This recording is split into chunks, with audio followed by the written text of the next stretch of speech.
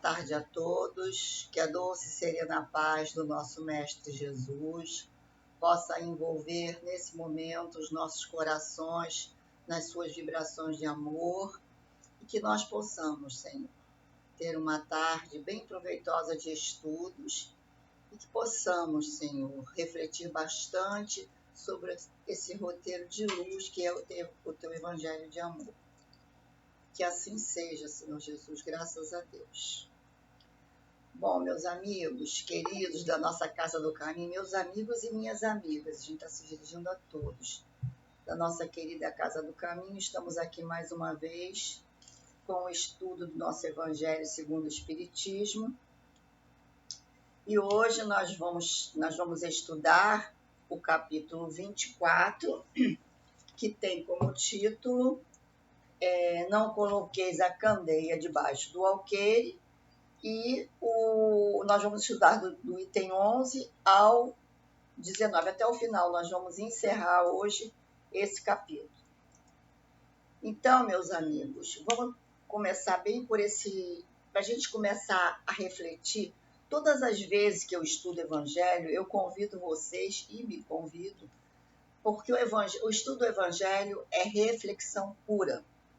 É o Senhor Jesus trazendo para nós as leis divinas, aquele roteiro, como eu falei ainda há pouco, de luz que vai nos levar a seguir o caminho certo agora. É um facilitador para a nossa evolução como espírito imortal. Então, o título desse capítulo, Não coloqueis a candeia debaixo do alqueire, esse capítulo, como todos os outros, é de pura reflexão. É para nós pensarmos mesmo sobre como estamos vivendo a nossa vida depois desses estudos todos que a gente faz do Evangelho segundo o Espiritismo, do nosso querido Jesus, os ensinamentos dele, né? Então, não coloqueis a candeia debaixo do alqueire. O que significa isso? Já foi dito, já foi estudado com vocês. Significa o seguinte: tudo que eu aprendo no Evangelho é uma luz que se abre na minha vida. Então, eu não tenho que pegar essa luz que chega, porque se eu estou estudando e estou aprendendo, eu não tenho que deixar guardado e deixar essa luz passar. Eu tenho que aproveitar isso na minha vivência, levando aquilo que eu aprendi às outras pessoas através da palavra e principalmente das atitudes nossas em relação ao nosso irmão. Então, por isso que eu disse a vocês, estudar o Evangelho é refletir profundamente, é mergulhar no nosso interior, para a gente ver o que tem que ser modificado para que a gente possa seguir esse mestre de amor. Então, vamos lá. Começando, a gente vai lendo um pouquinho, vai refletindo e estudando e refletindo para ver como é que a gente se vê nessa posição desse capítulo aqui hoje. Aí Jesus diz assim, nesse subtítulo, né, do item: não são os que estão bem de saúde que precisam de médicos. Então, nós vamos ler o item 11. Jesus estava na casa de Mateus, fazendo uma refeição sentado à mesa. Ali vieram ter muitos publicanos e pessoas de má vida, que se colocaram à mesa com ele e seus discípulos. Vendo isso, os fariseus disseram aos discípulos: por que vosso mestre come com os publicanos e pessoas de má vida? Jesus, ouvindo isso, ele disse: não são os que estão bem de saúde, mas os doentes que têm necessidade de médicos.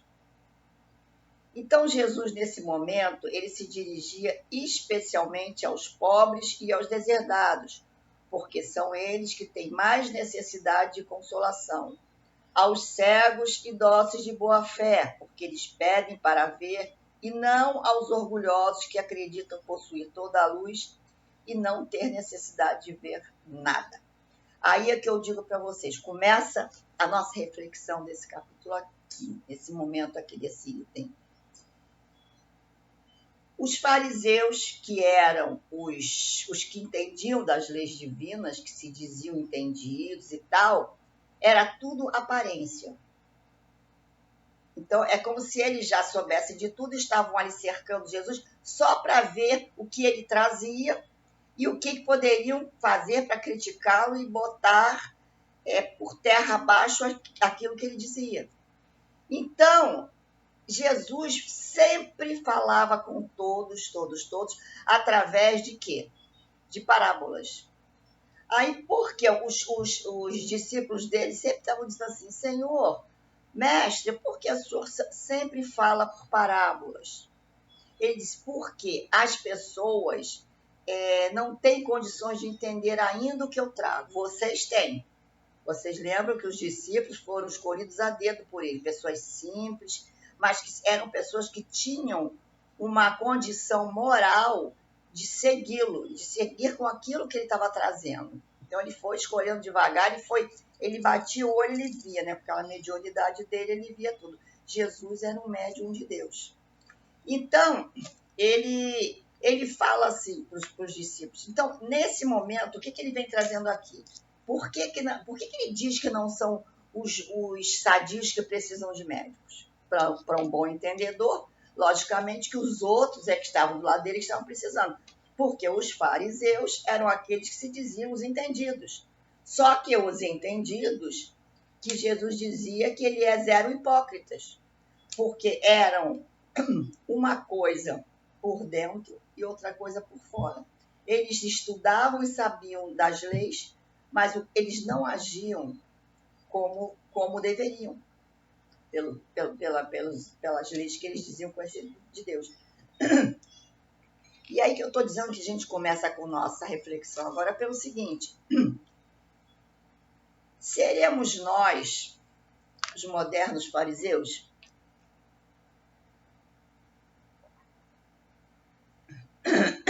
Desculpa. Por que, marido, você está dizendo isso? Porque, olha só, muitos de nós estamos já há muito tempo na doutrina espírita, né? E muitos de nós já nos achamos, porque estamos sempre estudando, porque não se faz outra coisa dentro de uma casa espírita, se faz muita coisa, mas a nossa casa, pelo menos, é uma casa de cura e de estudos, né? Então, nós fazemos muitos estudos. E a gente, às vezes, nota que as pessoas ficam meio reticentes. Os estudos se repetem todo ano. Tem o Evangelho, tem o Livro dos Espíritos e toda a codificação. E aí, as pessoas ficam meio reticentes, ficam assim meio que, acho que entediadas de toda vez estar fazendo isso, fazendo aquilo. Já fiz tanto. Gente, quanto mais estudarmos o livro do Evangelho segundo o Espiritismo, o Livro dos Espíritos, qualquer um livro da codificação, mas principalmente o Evangelho, a gente aprende de uma maneira diferente. A gente vê a situação de uma maneira diferente, a não ser que nós sejamos esses fariseus. Por isso estou falando que a gente tem que refletir, que lê, que estuda e passa batido. Não é para fazer isso. É para ler, aprender e trazer para a sua vivência. O que significa trazer para a minha vivência? Trazer o ensinamento do Cristo. Se o Cristo lá atrás, lá no começo aqui do Evangelho, vem trazendo que o principal mandamento, amar a Deus sobre todas as coisas e o próximo como a si mesmo, e vem dizendo também para a gente que fora da caridade não há salvação. E o que é a caridade senão o amor em movimento? Então, o que isso tudo quer nos dizer? Que o que nós temos que fazer para seguir o Cristo é justamente isto. É nós transformarmos as nossas escolhas equivocadas passadas, quiçá nessa aqui, porque a gente sabe que a gente já nessa também fez muito, transformando isso naqueles sentimentos que Jesus trazia para a gente, principalmente com o exemplo que ele trazia. Por isso que vem com esse título aí, esse capítulo. Não escondei a candeia debaixo do alqueire. Nós não podemos fazer isso, porque nós estaremos enganando a nós mesmos. de aprender, aprender, aprender e deixar aquilo sem tomar uma providência, sem trazermos os ensinamentos do mestre para a nossa vivência, para o exemplo que nós vamos dando para as pessoas que nos cercam, mas isso de coração. Então, muitas das vezes, nós agimos ainda como esses fariseus, esses fariseus que somos modernos, porque nós estamos dentro da casa espírita, procuramos aparentar uma coisa, porque a gente vê que tudo aquilo que é trazido para nós é de uma pureza muito grande, mas procuramos falar e fazer uma coisa que no dia a dia aqui fora a gente não faz. Não é? Então, isso que a gente tem que estar atento, isso que nós temos que estar atentos ao que nós estamos fazendo com todo esse ensinamento que o Mestre Jesus nos passa através desse Evangelho. Jesus, esse Espírito que era puro amor, veio dizer para a gente assim, olha, só o amor cura. Ponto. Temos que amar indistintamente a todas as pessoas, a todas as situações e praticar a caridade. E não é só a caridade material, é a caridade de palavras consoladoras, de procedimento no bem. Então, no momento que nós olhamos para nós mesmos, mergulhamos dentro das nossas dificuldades, porque isso só nós podemos fazer. E mais do que ninguém, nós conhecemos as nossas dificuldades. E não é porque nós estamos dentro da doutrina espírita, frequentando uma casa, fazendo um trabalho dentro da doutrina, que somos espíritos maravilhosos. Nós perfeitamente sabemos das nossas dificuldades ainda. Mas assim a pergunta que pode ser feita, mas como? Eu já mudei muito. Eu era uma pessoa quando eu adentrei para a casa espírita, para a doutrina, e agora eu sou outra. Sim, com certeza nós não somos os mesmos. Mas é isso que o Evangelho vem trazendo para a gente.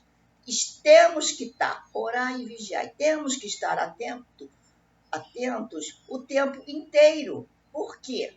Porque nós sabemos que essas dificuldades que nós arrastamos muitas encarnações atrás da gente, e eu vou logo dizer que dificuldades são essas.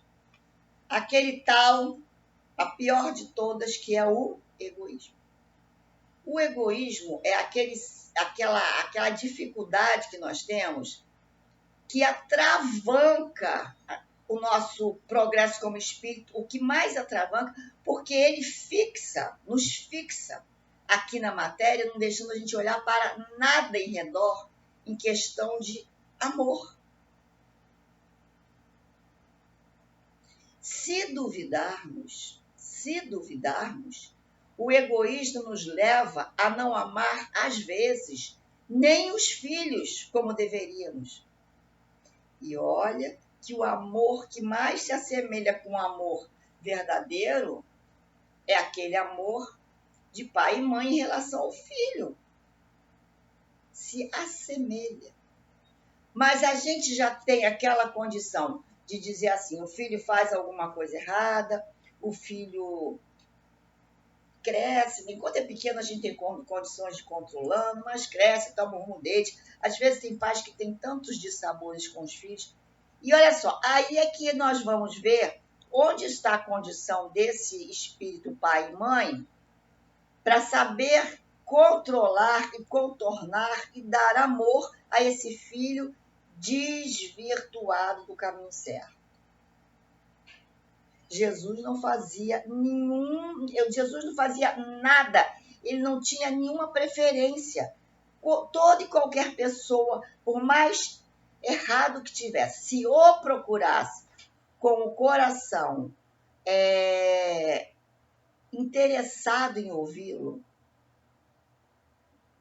ele estava pronto para receber de braços abertos e indicar, porque isso era o exemplo que ele dava para nós. Então, não nos cabe mais nesse momento, porque aí é o que a gente mais vai vendo, né? Vai vendo nesse momento as críticas absurdas que acontecem para todos os lados. Porque está muito. O povo, dentro dessa pandemia, ficou todo mundo desbaratinado, né? Ninguém está sabendo nem o que fazer, porque é uma doença estranha, uma doença que não se conhece direito. Então, tem que se achar um culpado para isso tudo. Então, começa a criticar aqui, criticar ali. Realmente, certas providências poderiam ser tomadas, estão sendo tomadas, certas coisas poderiam ter sido feitas por teimosia, não foram feitas. Isso é característica do ser humano ainda no mundo de expiações e provas. Então, aí a gente se posiciona junto a esses. Então, eu acho que no momento, isso é parecer meu, mas eu creio que deve ser assim, nós temos que fazer o seguinte, nós não estamos fazendo prece o tempo todo para os nossos queridos que adoecem e que estão pedindo lá pela nossa casa, pelos grupos de cura daqui, de outra casa, e estamos vendo tanto sofrimento, e aí ficamos procurando uma justificativa para dizer, mas isso é culpa daqui e dali, mas porque essa pessoa também não se cuidou e não sei o quê. Então, gente, o momento para a gente tranquilizar o coração seria o quê? Prece.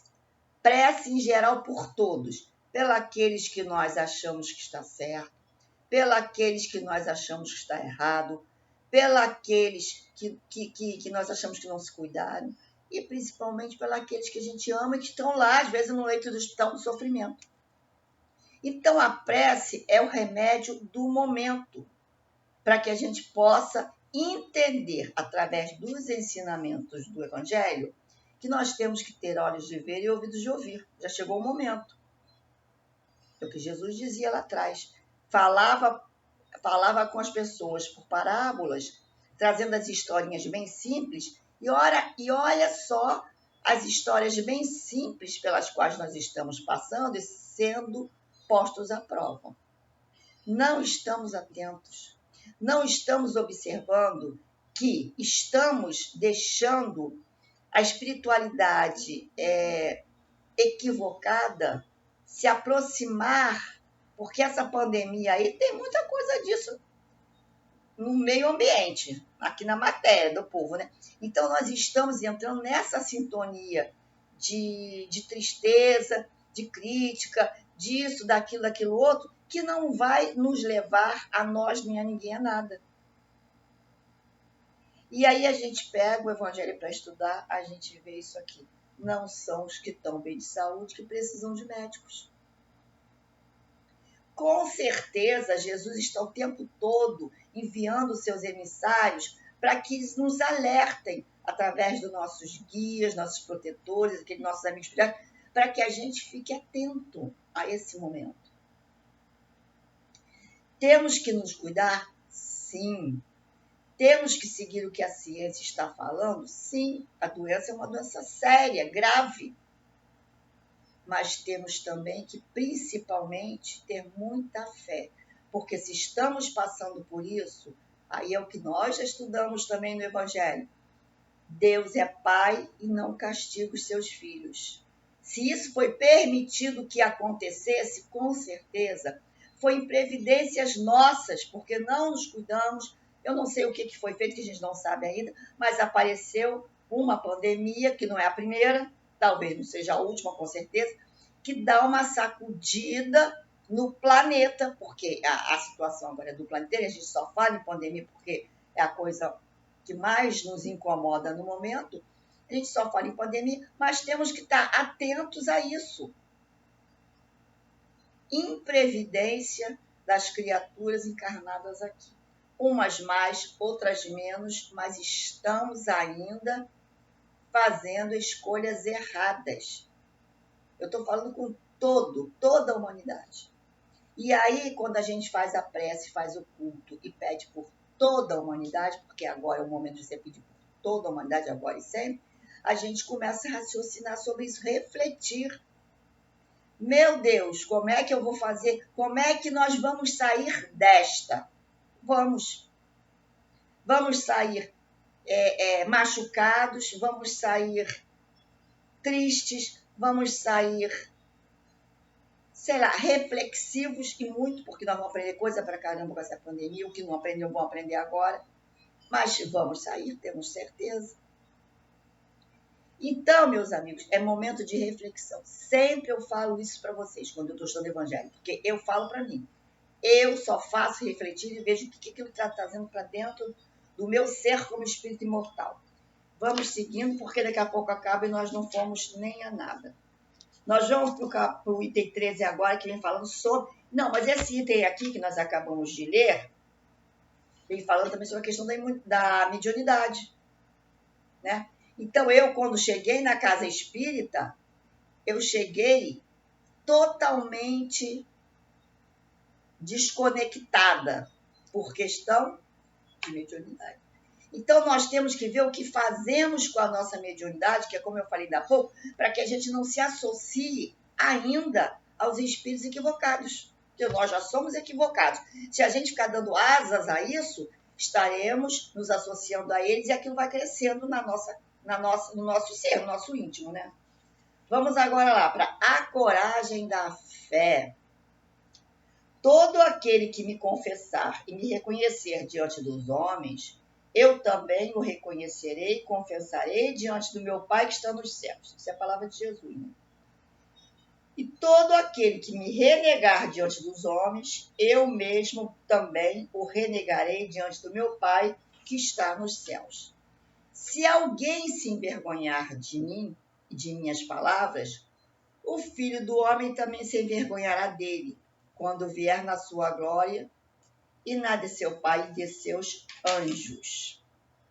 Então, a coragem de termos fé. Então, a coragem que eu entendi que seja aqui, não é a coragem só de você se dizer espírita, você se dizer católico, você se dizer evangélico, não. A coragem da fé é a coragem de você seguir Jesus na íntegra, ou seja, trazer para o seu coração Jesus. Porque ele fala aqui, se aquele que, olha só, aquele que me confessar e me reconhecer diante dos homens, eu também o reconhecerei. E aquele que me renegar diante dos homens, eu mesmo o renegarei diante do meu Pai. Então, vamos ver. Se nós não vivenciamos esse evangelho que ele traz para a gente, nós estamos fazendo o quê? Estamos exatamente renegando Jesus e ao Pai. Porque se o Pai dá o roteiro de luz para a gente e Jesus traz este roteiro para que a gente caminhe no caminho certo para chegar lá onde Jesus chegou, como eu leio, estudo, estou dentro de uma casa espírita e ainda não consigo praticar isso?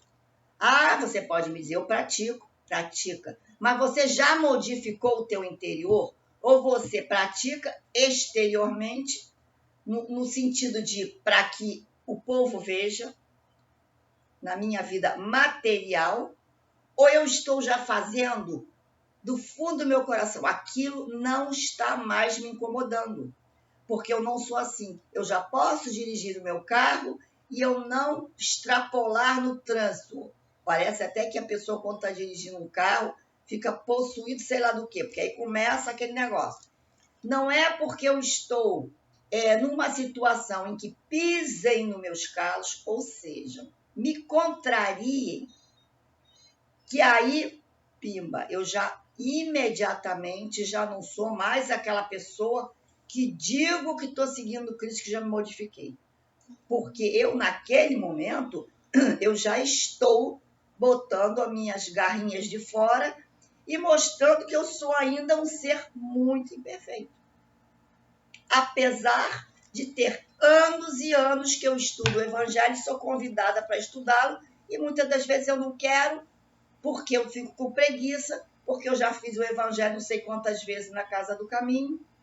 Eu não vou assistir estudos sábado à tarde, porque tem Evangelho, e o Livro dos Espíritos, nesse momento que nós estamos afastados. Eu não vou estudar, porque eu já estudei demais, eu não quero. Aí é que faz tal questionamento. Estudar, estudou. Saber, sabe. E aí? Você está renegando Jesus ou não? Vamos pensar nisso seriamente. Então, ele vem trazendo assim para a gente, ó. Eu até marquei aqui. Aqueles que tiverem medo de se confessarem discípulos da verdade não são dignos de serem admitidos no reino da verdade. Quer dizer, como chegaremos? Olha lá, perderão o benefício da sua fé, porque é uma fé egoísta, que guardam para si mesmo, que escondem com medo que elas lhes traga prejuízo nesse mundo, enquanto aqueles que, pondo a verdade acima dos seus interesses materiais, a proclamam abertamente, trabalhando ao mesmo tempo pelo seu futuro e pelo dos outros. Então, assim, seremos reconhecidos como adeptos do cristianismo. Não temos necessidade de sair por aí pregando o evangelho para todas as pessoas, mas temos esse conteúdo de, no momento que for solicitada uma ajuda, nós temos condições de ajudar sim. Mas principalmente o que temos que fazer, é isso, por isso que eu chamo vocês para reflexão, e a mim também, vamos modificar a nós mesmos. A doutrinação tem que ser para nós, não é para ninguém. Aí vem o 17. Carregar a sua cruz. Aí Jesus vem dizendo, quem quiser salvar sua vida, a perderá. Então ele vem dizendo, se alguém quer me seguir, que renuncie a si mesmo, que pegue a sua cruz e me siga. Porque aquele que quiser salvar a si mesmo se perderá. E aquele que se perder, por amor de mim e do evangelho, se salvará. Com efeito, de que servirá um homem ganhar o mundo e perder a si mesmo? Então, o que ele vem trazendo aqui? Se você quiser me seguir, trabalhe isto, me receba dentro de si, dentro do seu coração, transforme-se. O momento é esse. Não é a alegoria de fora, não é a vida material que eu fico interessado em resolver. Não, é a minha vida espiritual. Nós não vamos dizer que abandonar a vida material toda e só pensar em vida espiritual. Não, mas nós temos que dar o devido valor. Principalmente nós que somos espíritos. A gente sabe que a vida não é isso aqui. Né? Então, nós temos que começar a se posicionar nesse sentido para não renegarmos Jesus. Nós temos que receber Jesus em nosso coração por inteiro, fazendo o quê? Nos transformando, porque é o que ele pede para a gente o tempo todo. E carregar a sua cruz significa o quê? Estamos num mundo de expiações e provas, trazendo inúmeras dificuldades, inclusive essas. Orgulho, vaidade, egoísmo, que nós não estamos livres ainda. Então, no momento em que eu quiser seguir Jesus de coração, eu tenho que fazer o seguinte, começar a trabalhar esses sentimentos. Quando chegarem as pedras no meu caminho, que é a minha quitação dos erros que eu cometi lá ou cá, eu tenho que me quitar com a lei. Eu planto, eu tenho que colher. Quando chegar isso, eu tenho que receber isso, entendendo que isso é uma quitação minha com a lei. Eu não tenho que blasfemar, eu não tenho que achar que Jesus não está me olhando, nem que Deus está me olhando. Eu tenho que seguir em frente, trabalhando cada vez mais os meus pensamentos, os meus sentimentos, as minhas atitudes perante o outro. Então, o verdadeiro espírita é aquele que demonstra o seu esforço em se transformar.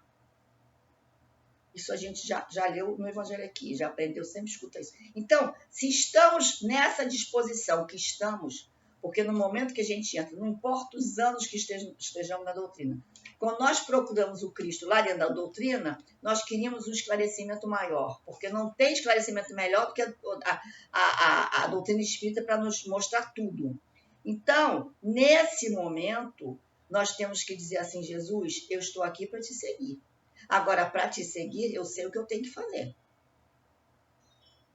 Não cabe mais a nós espíritas ficarmos no reme-reme do passado. não cabe a nós espíritas, estudantes da doutrina, que nós espíritas mesmo são aqueles que já conseguiram chegar lá. Não cabe a nós ficarmos falando blá, blá, blá, blá, blá, blá e não fazermos, não começarmos a trabalhar essa transformação moral que temos que fazer em nós. Então, meus amigos, o tempo passa rápido, né? Nós falamos rapidamente sobre tudo. Então, meus amigos, o momento é de reflexão. O momento é de interiorização. O momento é de mergulho dentro de cada um de nós. E aceitação. Aceitação de que temos que passar pelas nossas necessidades. Aceitação de que as dificuldades chegam para que a gente se quite com a lei e teste a nossa paciência, o nosso amor ao próximo. Teste que não estamos mais egoístas, não somos mais egoístas. Teste que não somos mais vaidosos. Então, estamos passando, nesse momento agora, por uma oportunidade incrível de nos testar interiormente. Com todo o amor de Jesus e o aparato que ele nos envia. Com todo o amor da nossa Mãe Maria. E com todo o amor desses amigos espirituais que se debruçam sobre nós, trazendo mensagens de carinho, mensagens de amor, mensagens de força e coragem. Que possamos, meus amigos, pensar bem sobre isso. Vamos estudar Evangelho, sim, mas estudar refletindo, interiorizando. Acabou nosso tempo. Um grande beijo no coração de vocês. Fiquem com Deus, cuidem-se. E que eu tenho certeza que muito breve nós estaremos, não sei o meu breve quanto vai ser, mas o que for necessário. Daqui a pouco nós estaremos juntos de novo, porque a saudade é muito grande. A gente fica assim, feito que perdido no mundo sem a nossa casa espírita, sem a palavra, assim, a gente ouvindo a palavra do nosso amigo, nosso paizão, doutor Emo. Então, que possamos, meus amigos, estar atento ao que nos chega, filtrando e trabalhando mesmo esse nosso lado aqui interior, que é difícil, mas a gente consegue. Tchau.